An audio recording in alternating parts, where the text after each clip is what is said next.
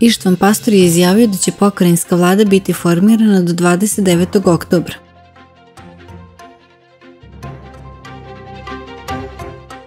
Epidemiolog i član kriznog štaba Predrag Kon rekao je da se u narednom periodu očekuje povećanje aktivnosti virusa.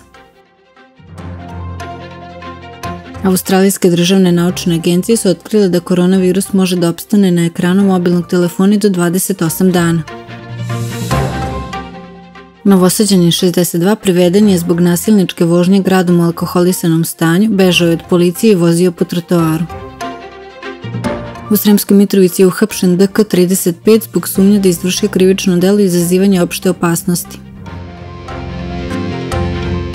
Češka vlada zatvara barove, restorane i klubove od 14. oktobra do 3. novembra i uvodi nastavu na daljinu u većini škola.